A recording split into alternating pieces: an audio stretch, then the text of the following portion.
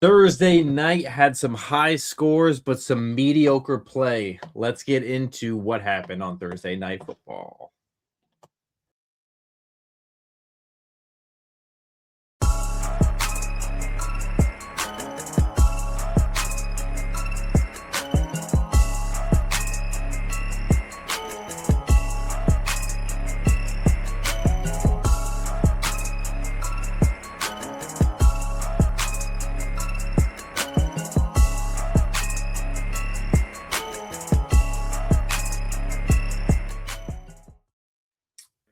Welcome, everybody, to Top Dog coverage. And Thursday night for Week 15 has started already, and it was a bit of a confusing game with some high scores, some mediocre play, and some upsets. So let's just dump everything right into the show here. C-Dub, how you feeling about that Thursday night game, and what kind of taste did it leave in your mouth? I feel confused, sad, and empty, I guess is a good word for it. Yeah, You know, I feel it by the way you're saying it, man. I don't really know what I witnessed last night. I don't know what that was. You witnessed Um, Kyle Pitts. That's what you at, witnessed. at this point, the creamsicles kind of seem a little messed up. The creamsicles can't save the Bucks anymore. Like we have all the alarms going off. We're at DEFCON status. Like we have major issues in the building, and I don't really know what's happening. They're imploding on the inside out, and it's just it's interesting to watch.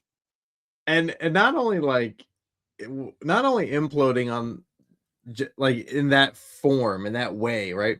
It's slowly happening, right? It's not even just like, okay, everybody collapsed. It's just like, this is very mediocre. This is not good. This looks disgusting. And it's just like slowly crumbling into the middle.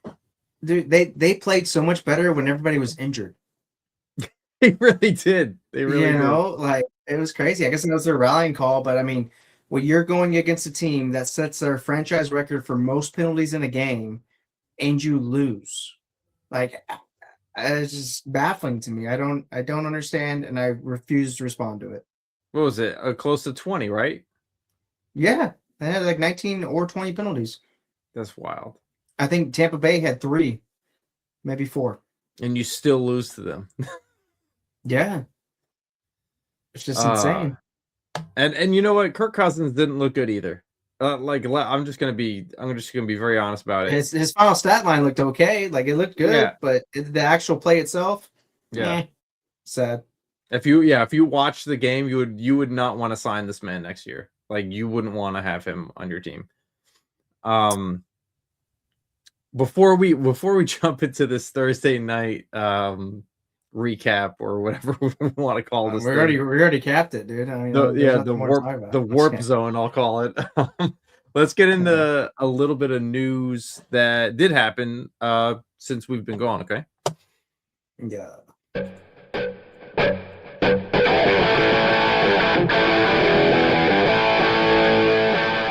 All right. Let's go to the news, baby. Yeah, let me start if you don't mind. Shoot. I'm going to go to the Steel Curtain, Pittsburgh. So Steelers outside linebacker TJ Watt was admitted to the hospital with a lung injury on Wednesday.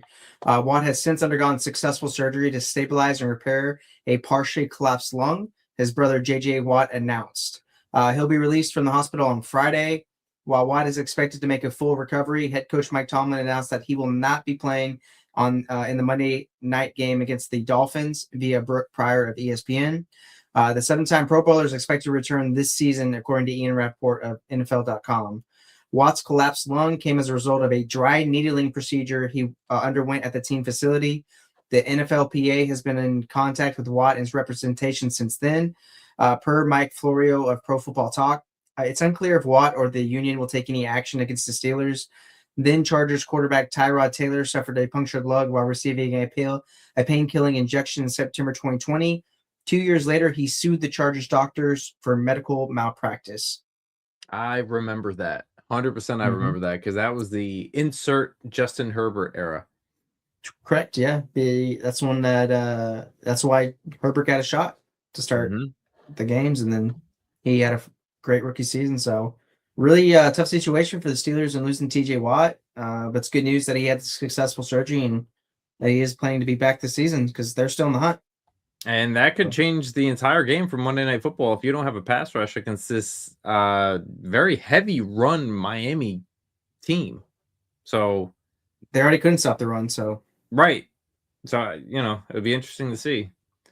Let's go over to Gang Green over here in New York, where Jets center Josh Myers agrees to an extension. So Josh Myers will not reach the open market in March. The veteran center has a new deal in place with the Jets, according to Jeremy Fowler of ESPN.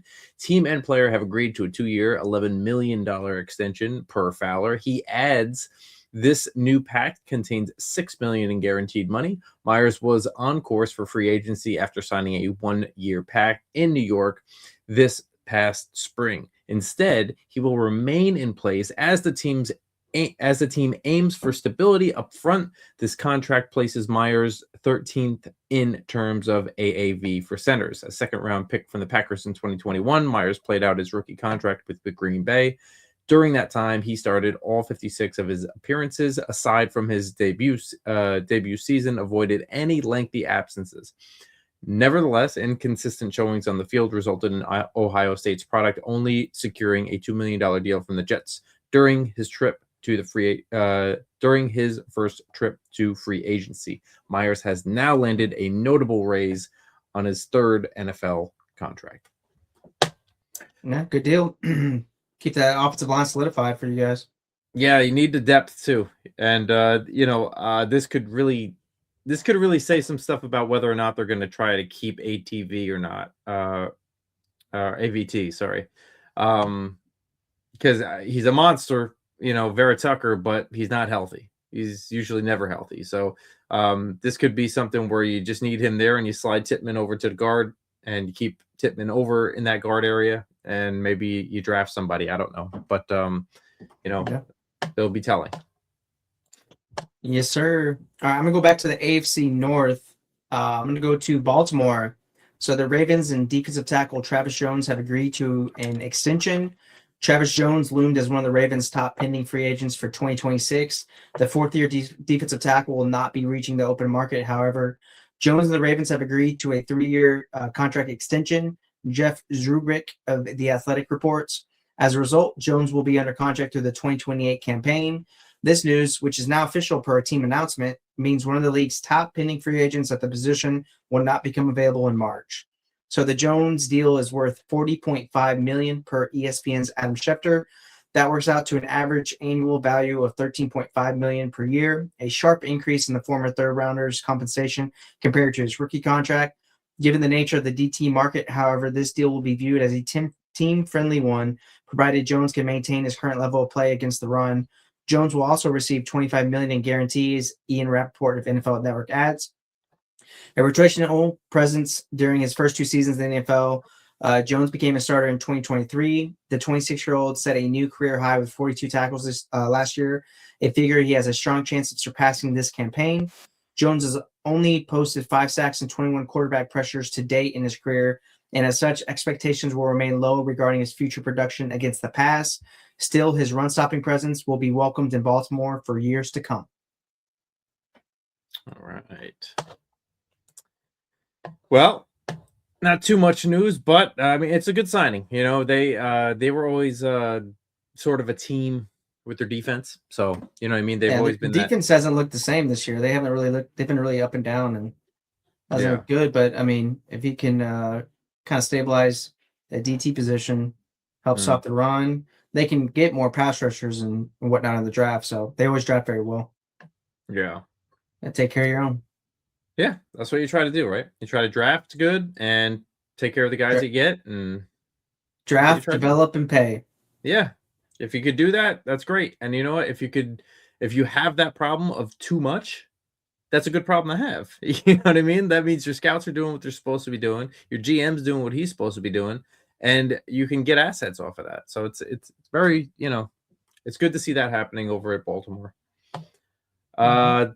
The news is brought to you by north-hall.com. If you guys want some hot sauce or some mead, MEAD, which is a little bit of honey wine, make sure you go to North-Hall on the ticker down below. You go to north-hall.com, order your hot sauce and your mead. They are based out of West Virginia. I have had some of their hot sauce. I do not drink, so I have not had their mead, but it is very, very good, the hot sauce, and they have different kind of flavors and different kind of heat. So north-hall.com. If you guys have not yet, follow us at Top Dog Coverage on YouTube, X, or Twitter, TikTok, Facebook, Instagram, Spotify, and Apple. Swipe up. Make sure you hit the 4 stars. Leave a comment for us. It helps us with the algorithm. And yeah, just in case you guys haven't yet. And if you guys want to take a look at the brand new updated website that we have at topdogcoverage.com, you guys can put in your rankings if you would like. You go to the sidebar, click on rankings, and you guys can put in some of your top 5s. You guys have a little fun with that. So, but with that, let's get into this Thursday night game. Do you want to start, C-Dub, or do you want me to start on this? Go ahead. Go ahead and start.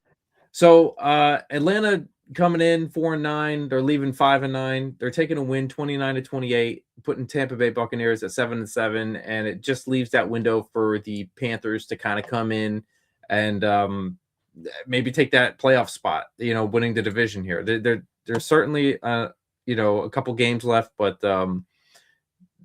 that's basically what happened. If you are looking at what Atlanta did, basically Kyle Pitts and Bijan Robinson, that's who beat the Buccaneers, As it should be. I mean, those are their top playmakers. I mean, Drake London out, you got to lean on your guys. Like, yeah, they're elite talents, so might as well use them.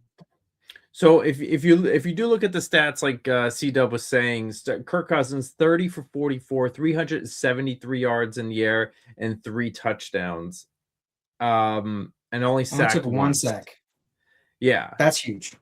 It is. It really is. But if you looked at, I'll just go through the stats real quick.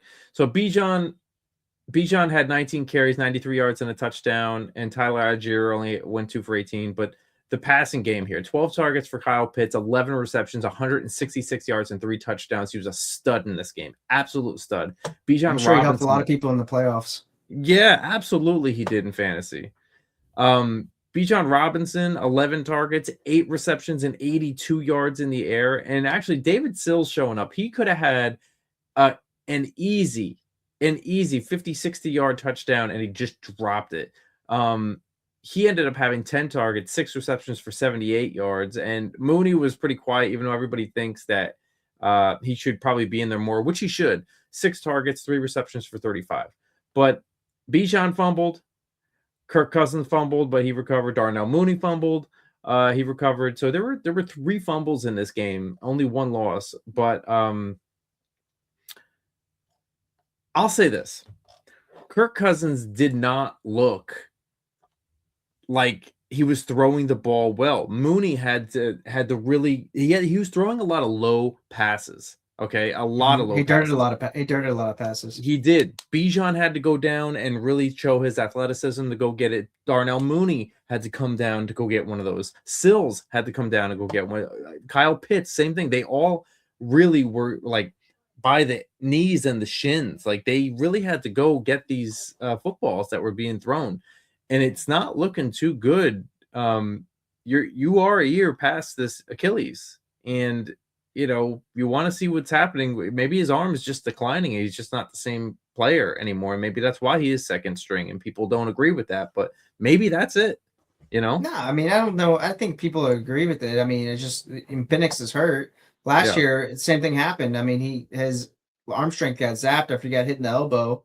In that Saints game last year, and he hasn't kind of been the same since.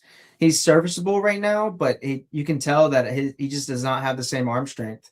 I don't know if that's due to he's still not fully healed from that elbow injury or whatnot. But yeah, I mean, for someone who needs a veteran starter, maybe that can be in a kind of a scheme that you get the ball out quickly and kind of lean on the playmakers. But he's not really taking too many deep shots, and he's got a lot of yardage, but I think it had a lot to do with a lot of yak and a lot of his playmakers making things happen after the catch. So Yeah. I will say that Tampa Bay Buccaneers defense didn't really do what we thought they would. They only had one sack, two tackles for a loss, one pass deflection, and four QB hits. While Atlanta over here was able to get five sacks, seven tackles for a loss, seven pass deflections, and seven QB hits. So they were trying to get after it. And they certainly got after Baker Mayfield. You want to tell us what happened on Baker's side? yeah, I mean, I'll just talk a little bit about it, then I'll go over the stats. But I mean, they had constant pressure on Baker throughout the entire night. You could tell he was never really fully comfortable. He wasn't able to scramble around and make some plays happen like he normally does. Like you said, I mean, they got seven tackles for loss, five sacks. They also disguised their coverage pretty well. They Baker had a pretty backbreaking interception later in the game when they disguised it and the corner was able to pick it off. But Baker ended up finishing 19 to 34 for 277 yards, two touchdowns, that one interception, and those five sacks. In terms of the rushing game, a lot of carries for Bucky, but not a lot of production. 16 carries for 60 yards. Rashad White went for 1 for 20. Sean Tucker 4 for 7 with one touchdown, and Baker was only one carry for 1 yard. The return of Mike Evans, the future Hall of Famer, had a really solid game. 12 targets, six catches, 132 yards. Mecca Ibuka, the rookie sensation, 7 targets, 4 catches, 64 yards. Jalen McMillan in his return back after those broken vertebrae, 2 targets, 2 catches, 38 yards. Chris Godwin Jr., 5 targets, 4 catches, 20 yards, and a touchdown. Continues to be that short yardage security blanket for Baker. Bucky Irving, 3 targets, 1 catch, 11 yards. And you had 3 other players get a target as well. Cameron Johnson fumbled the ball, was able to recover it, and Jacob Parrish recovered the Bijan Robinson fumble. But yeah, it was just a rough game, and the Tampa Bay's offense really seemed out of sync and out of rhythm, and you really saw that towards the end of the game. I mean, they had a chance to get a first down, basically in the game. They go into victory formation, and they called the perfect pass play on second down right before the 2-minute warning, and Ibuka got wide open, and he had a few steps on his the defensive back he was going against, and Baker could just not set his feet and get the throw out in front of him. He threw it more of his back shoulder, and it fell incomplete. Ibuka wasn't able to hold on, and it's due to the pressure that Atlanta got. I mean, they traded their first round pick to move back into the first round this past year and draft James Pierce Jr. out of Tennessee, but him and Jalen Walker, the rookie out of Georgia, they've been a really, really strong pass rush duo and kind of really transformed this defense along with their new defense coordinator that came from your old neck of the woods. Yeah, they went from Ulbrich. Jeff Ulbrich. Yeah. He created they went from no pass rushers to, two great pass rushers, rookies that are creating noise. They're making Mhm. the offensive line and quarterbacks very unstable, but sometimes it's hit and miss of whether they can get to them or not. But I mean, when they do get to them, it's a game. They change They momentums in the games. they do affect the pass rush. They're able to get hurries on them. It doesn't Yeah. always have to end in a sack, but they're able to get pressure and make them uncomfortable. And you saw that a lot with Baker last night. Yeah. Yeah, absolutely. It just seemed like the Buccaneers were out of sync. Like you said, they should have had that formation. I thought that it was a great play call. Not saying they should have changed it, but I do think even running down, there was another pass play where I thought it was just very questionable, and I'm like, yo, dude, just have them use one of their other timeouts. Just try to run the ball, try to run the clock just a little bit more instead of doing another pass play. But I do think that was a great pass play for that second down to see if they can get that first down, seal the deal, and that would be it. But it just didn't work out. Those division games, we always say, are very tricky, but now you have the Panthers that are just sitting at home, and if they can solidify a win here, it puts them in front for the division, and Mhm. nobody expected that, but that's what happens in the NFC North or the NFC South here, so NFC South is just such an awful division. I mean, you got the Falcons and Saints that have already been eliminated. Tampa Bay that they started off the year 5-1, mhm. 5-2, something like that is now tempting to potentially lose the division lead. Yeah. And then Carolina, I mean, they've been so up and down this year, and they have a chance to really solidify it. I mean, it would be very NFC South for the Saints to also play spoiler and beat the Panthers this weekend. Yeah. So who knows? This division is just out of control in a very bad way. Yeah. Well, I mean, I don't think anybody had Devin Culp on their bingo card catching a touchdown. If they did, kudos to you. But who's Devin Culp? Yeah, the culprit. That's what we're going to start calling him because he caught a touchdown pass. I think he's the tight end from Oklahoma. I think he he's- was originally with somebody, right? And I believe he's the third string quarterback. Oh, Washington. He was with Washington. Third, yeah, He went to Washington. Excuse me. Okay. He's third, I think third string tight end over there. But Seventh round pick. Good for him, you know, Devin Culp. And you know, it is what it is, but that's what we got for you guys today. We are looking forward to this Sunday. We got a lot more games happening. Week 15 is closing in. Playoff spots are, you know, some people are going to be eliminated after this week. So make sure that you guys follow. We're going to be updating everything. So on Top Dog Coverage, YouTube, Twitter, TikTok, Facebook, Instagram. Make sure you swipe up on the Spotify. And yeah, make sure that you guys are following us so we can take your input. And we love it when you guys make comments, okay? Whether you like it or you hate it, let us know.